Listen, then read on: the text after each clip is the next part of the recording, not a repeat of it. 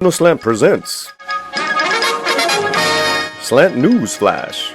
Entertainment stories from around the world. Give us 5 minutos. We'll give you El Mundo.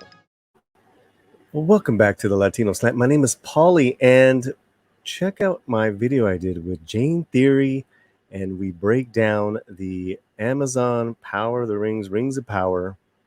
That was a fun time. Now we're getting some news in regards to Peter Jackson and his potential involvement, but there are many thorns and twists and turns to this story. But what I can tell you, you're going to hear more about this, and I'm covering this because I am a huge Tolkien fan of his books and of the movies.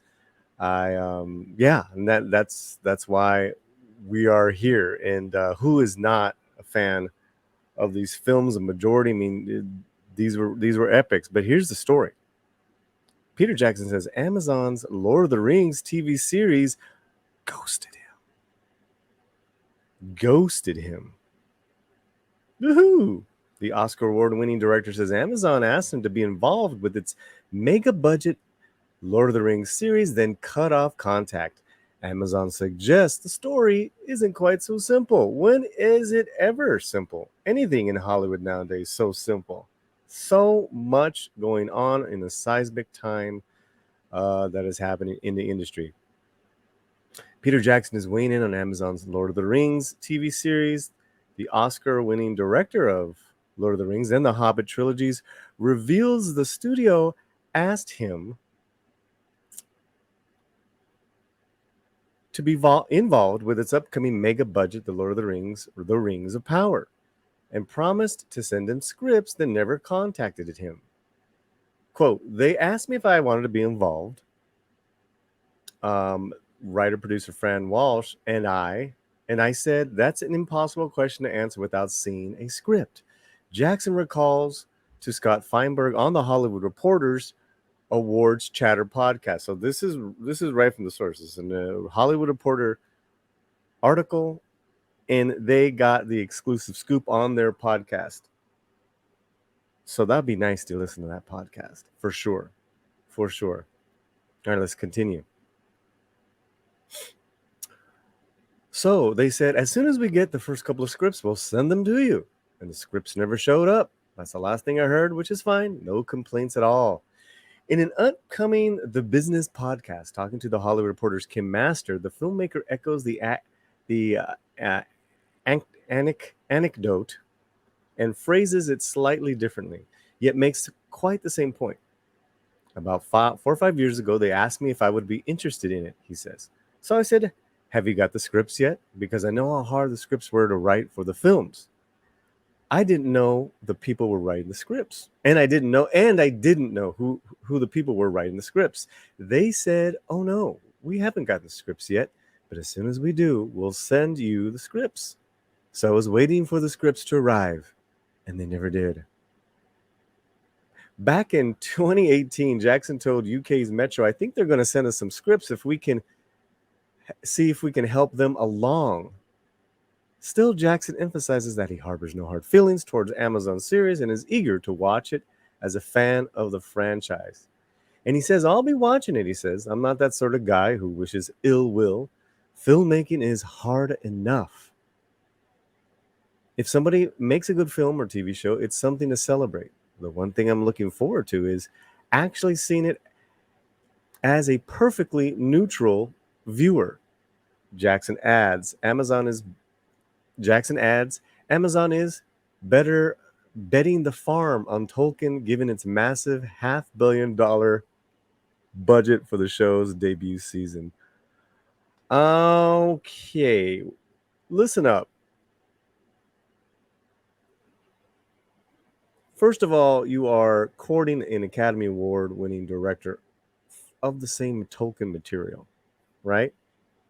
You don't treat Jackson and his people like that and ghost them. Second of all, there is no such thing as a neutral viewer, especially, I believe he's a fan. Of course, I believe that. But then he says that Amazon's betting the farm. with all that money they spent. I mean, this is knife jab, knife jab, knife jab. If you're asking me, oh man, this is getting good. This is getting juicy. Amazon Studios responded to Jackson's comments with the following statement. Quote, in pursuing the rights for our show, we were obligated to keep the series distinct and separate from the films. We have the utmost respect for Peter Jackson and the Lord of the Rings films and are thrilled that he is looking forward to watching the Rings of Power. What a... Man, these guys are in trouble. These guys got so much trouble going on. From the analysis that I have seen so far, that I've done with Jane Theory, I am not impressed with what I've seen. I'm not happy. It looks cheap. It looks silly. But that was a very, very just plain response. And kind of like giving him respect, but trying to put him in his place. I mean, yeah, I don't buy it, guys. I don't buy it. Sources close to the project described a complicated and delicate backstory to the situation. First, that the studio has high regard for Jackson, and that the Rings of Power showrunners, J.D. Payne and Patrick McKay, have privately attempted to make overtures to the filmmaker. But in the statement, but as the statement suggests, there were also legal concerns about keeping the films, which are owned by Warner Brothers, and the TV show separate. You can still talk to each other. That's creatively. If Jackson is still alive, I'm gonna go talk to him because I'm doing my own thing, but it's from the same source. There have been executive changes during that time period in question, as well with former head of genre programming Sharon Tal Hualo. Excuse me if I got that last name. I know I butchered it. Who once source described, or I think it says, who one source described as an advocate of luring Jackson to the project, departed the company in 2019. And that's another thing, guys, is like over time, people come and go in this business. That is just how it is. And we're seeing that right now with the Zaslav effect. So that's a problem. I think Amazon had so many years that they had to produce at least a pilot, or it was going to go back to the Tolkien estate, which they did. And that pilot, I believe, never saw the light of day. It got Batgirled. Ay Dios. So, yeah, time is a huge factor. People come and go. Perhaps even more crucially, sources say, author J.R.R. Tolkien's estate was against having Jackson on board. This shouldn't be surprising, as the estate had no involvement with the films, and Christopher Tolkien has previously slammed the trilogy in the press, eviscerating his father's books, claiming they turned his novels into action movies for young people that lacked beauty and seriousness. But the state is involved in the series. Amazon paid the estate an astounding $250 million for the rights to make the show. All that said, one simply does not offer to send Peter Jackson a Lord of the Rings script, then leave the man hanging. All that being said, now, okay, I've been saying this, guys. I've been saying this. You got to remember, back in the day, Tolkien purists, book purists, were not happy with the original trilogy. And I remember that. I remember that backlash, and I remember the estate, not happy.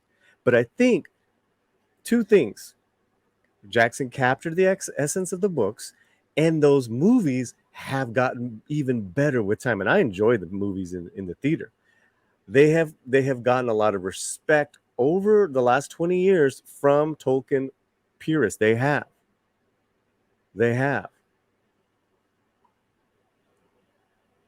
Now the estate is involved.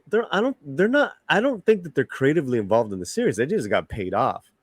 Okay, let's move on here. Let's get it right. And if I am incorrect, in the chat, give me your comments. I'm looking to Salty Texas C. I'm looking to Purple Valkyrie. I'm looking for those Jackson, those Lord of the Rings aficionados that may know a little bit more than me. Moving on. Jackson, who was also asked if a movie studio would greenlight his trilogy today, the director says probably not. Wow. Not with a director like me and a studio that would put its money on the line for 3 movies. Woo!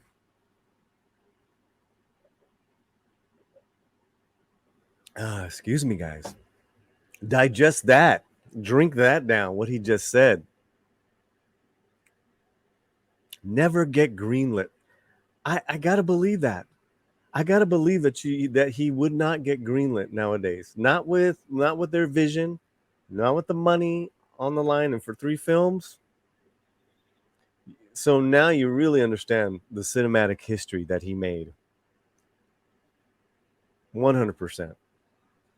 As for his trilogy's legacy, Jackson says, if there was anything we gave to the ongoing community of filmmaking is that we opened up the CGI bag of tricks to have huge battle scenes. That's being a bit that's a bit of a modest answer, and I totally agree, considering epic fantasy shows such as HBO's Game of Thrones would likely have never been greenlit if it is not for his trilogy's massive box office and award success. And I would just like to add to that, let me finish this. Got 2 more lines here. Jackson is also an awards contender this season for his acclaimed Beatles documentary Get Back, which was nominated for 5 Emmys. I strongly recommend that. I loved that doc. Lord of the Rings, Rings of Power follows a forging of the original Rings of Power during the Second Age that allowed the Dark Lord Sauron to spread his evil across Middle-earth. It's set thousands of years before the events in Jackson's trilogy. The show premieres on Prime Video September 2nd. Kim Masters contributed to this report. Thank you. Okay, so a couple of things here. And it all has to do with Jackson. It all has to do with Pete. Oh, Petey boy. Oh, Petey boy, you're such a humble man. You did way more than you had. Your legacy looms large with fantasy films. You gave it weight. You gave it dramatic gravitas that they won Academy Awards. You balanced high sci-fi fantasy like never before with incredible acting and quiet dramatic moments. Are you kidding me? I can watch you over and over at these films, my brother. Oh my God, what you did. It still has never been done. Now, we move on to Amazon, Rings of Power. It is their loss. It is their loss. Whoever ego got in the way of that decision, you effed up. You did wrong. Yeah, mijo. No. You should have gotten Peter to be a consultant. That is it. You pay the estate off. You ain't listening to the state. You fired Shippy. You ain't doing. Come on now. Come on now. You bent to modern politics and social agendas, and you didn't give the man any respect. Can you imagine now? And I'm going to close with this comment away. I'm going to close with this. Can you imagine if Jackson was really, really involved in this? For other great coverage on the Rings of Power, check out George the Giant Slayer's channel as well. That is all the time we have. That is a Slant News Flash. Muchísimas gracias. Wherever you're at, keep your slant fuerte. Slant News Flash was recorded at the Slant Studios. All information has been pre-approved by our Slantino staff of Chicanos, Cholos, Homeboys,